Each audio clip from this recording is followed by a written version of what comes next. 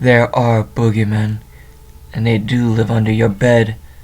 They are inside your room and inside your mind, your dreams, and sometimes dreams come true. Freddy Krueger knows the true meaning of haunting, the true meaning of pushing someone into that dream state where you are uncertain whether you are awake or asleep, alive or on the verge of death. Some, more than others, will resist sleep, like young Quentin, who was forced to head back where Freddy learned about revenge, back to Badham Preschool.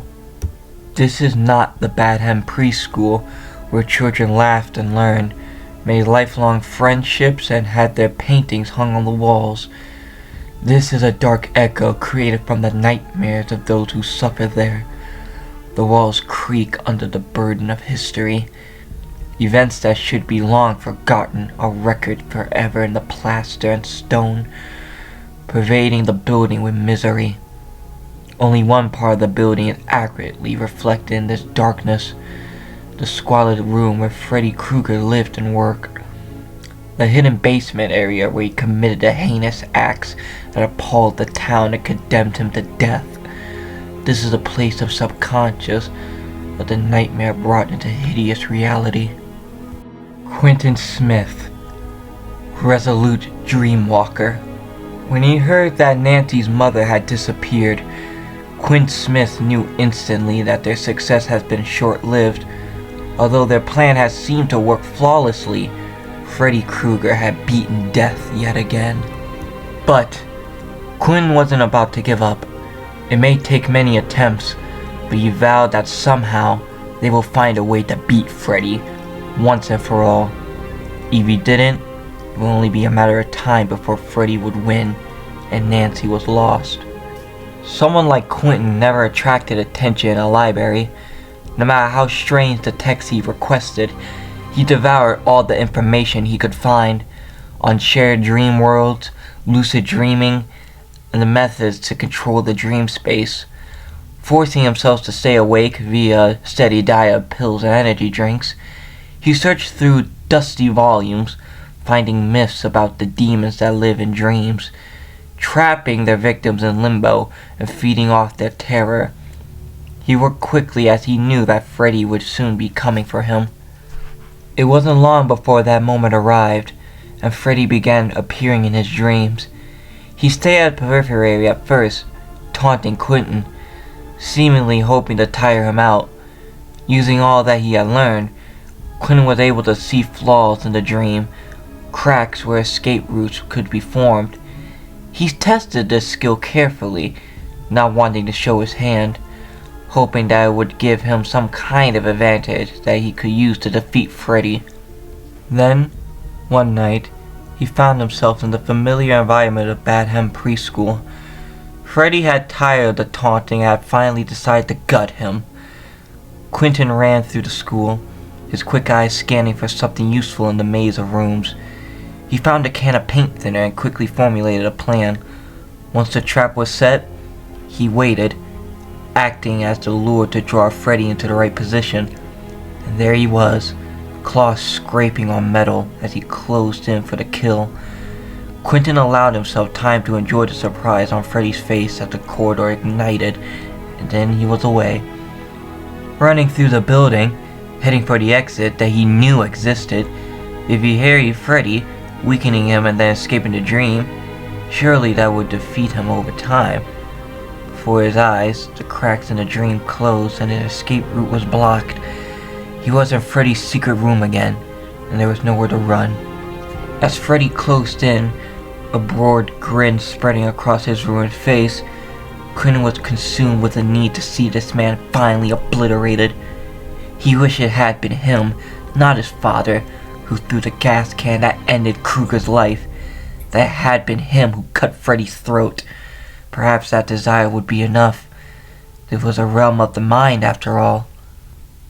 He let it consume him, concentrating all his thoughts on wishing Freddy gone. His vision was obscured with rolling tendrils of fog, and, when it cleared, he was somewhere else. In another dream? If so, it wasn't his. It felt cold, and unfamiliar. A flickering drew his attention, and he realized he was by a campfire, and he wasn't alone. Other people were trapped here too, and they needed his help. As a resolute dream walker, Quentin increases the survivability and recovery of his team. His personal perks, Wake Up, Pharmacy, and Vigil, help survivors locate exit gates and recover more easily. His perks focus on survival and helping others, providing a kind of support in this nightmare. Wake Up unlocks potential in your aura reading ability once all generators are completed. Wake Up activates. The aura of the exit gate switches are revealed to you within 128 meters. Your aura is revealed to all other survivors within 128 meters of your location while opening an exit gate. Increase your gate opening speed by 25%. Okay, look, if we survive the next 24 hours, then I'll take you out on a real date. Pharmacy. You have a knack for finding medicine. Whenever you are in the injured state, Pharmacy activates. Increase the unlocking speed of chests by 80%. Reduces the hearing range of noises related to unlocking by 8 meters. Guarantees an emergency med kit when unlocking a chest. I'm trying to keep us awake. Where'd you get it? I stole off one of the nurse's cards. Vigil. You look over your friends even in dire situations. Increase your recovery rate from the blindness, broken, exhaustion, exposed, hemorrhage, hindered, oblivious status effects by 30%. The effects also applies to all other survivors within 8 meters of your location and lingers for 15 seconds. Leo, hang it up. We're gonna make it. Quinn Smith, the resolute dreamwalker. He may look weak, but don't let that fool you. He is sturdier than some. But that sturdiness will be put to the test when he has to fight an old monster he remembers, because he had his wish, but now he needs to suffer the consequences. Freddy Krueger, the Nightmare. Even while he lived, Freddy Krueger was a creature of nightmares for those who truly knew him. Hiding behind a mask of warmth and friendliness, Freddy's actual temperament was known only to his victims. When those victims were finally heard, the parents of Springwood tracked Freddy down and took the law into their own hands. They thought that fire had rid them of a monster that night, that their children were finally safe. But evil as strong as his has a way of surviving. Years passed. The horror was buried. The victim mercifully forgot. Then, somehow, Freddy returned, and dreams became nightmares once again. Freddy focused his anger on those he felt had wronged him, building up to his one true obsession, Nancy Holbrook, but he underestimated her strength and resourcefulness. Together with her friend Quentin Smith, she managed to weaken Freddy, mutilating him and leaving him for dead once more. Death didn't want Freddy the first time he encountered it. Why did they think it would take him now? He emerged once more, consumed with vengeance. Then he turned his sights on the boy who had blocked his path to Nancy, his number one. Freddy invaded Quentin's dreams, terrorizing him night after night, until his strength and defenses would be at their lowest. When the time was right, he forced the boy to return to the dark reflection of Badham Preschool. Here he will have his final revenge. Freddy stalked the boy through the school halls. He took his time, savoring every moment of the hunt. This is what he enjoyed the most, the smell of their sweat in the air, the ragged gasp of their terrified breath. They were his to toy with. There was the boy at the end of a long corridor, too tired and scared to run anymore, resigned to his fate. Freddy closed in, arms wide, claws raking the wall, their tips traced along the pipe, the metallic shrieking only adding to the boy's apprehension. A shower of sparks rained on the ground and into the liquid that covered the tiled floor. A blue flame blossomed and quickly engulfed the room. The boy took flight as Freddy burst from the flames in a fury. Rooms and walls raced past in a blur until they were in Freddy's basement. There will be no escape from here. Slowly, Freddy closed in on the boy. His fear was so strong now that Freddy could almost taste it, but his eyes burned with a defiant hatred that was almost admirable. Freddy drew back his claws. Then, Freddy felt another presence with him. Something old, powerful, and dark. A miasma enveloped him, and the only sensation was a sound like wooden beams flexing and creaking in the distance. The echoing groan of metal crushed against metal. Something arcane and unknowable, halfway between language and pure terror. A moment of falling and spinning, and then Freddy was back in the school. But not his school. It looked the same, but it felt different. His powers were tampered in some ways, and focused in others. The boy had gone for now, but another prey walked the hallways. Some would be inconsequential, others will become his new favorites. All will fall before his claws. Freddy is a nightmare killer, passively pulling survivors into his dream world, where survivors are vulnerable to his dream abilities.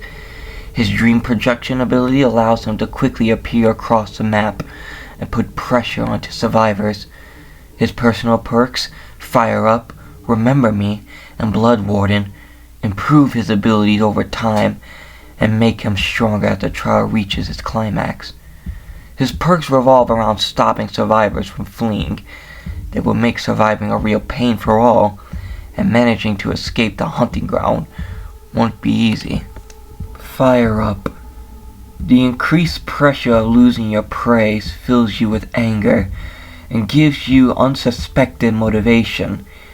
Each time a generator is completed, Fire Up grows in power and gains 1 token up to a maximum of 5 tokens. Each token applies a stackable buff of 4 per token to a maximum of 20 to the following action speeds: picking up and dropping survivors, breaking breakable walls and pallets, and damaging generators, and vaulting windows. Now why don't you just fucking die? Remember Me. Whenever the obsession loses a health state, Remember Me gains 1 token. Increase the gate opening time by 6 seconds per accumulated token up to a maximum of 24 additional seconds, affecting both exit gates. The obsession does not suffer from this penalty. You can only be obsessed with 1 survivor at a time. You don't remember. You must. You're my number 1. Blood Warden. As soon as 1 exit gate is open, Blood Warden activates. The auras of survivors standing within the exit gate area are revealed to you. Once per trial, looking at survivor while Blood Warden is active calls upon the entity to block the exit to all survivors for 60 seconds. You're in my world, and you can't ever leave. Freddy Krueger, a creature of nightmares. He is a dangerous entity that will do anything to get his obsession. His favorite ones at best, his least favorite ones at worst. All will fall before his claws.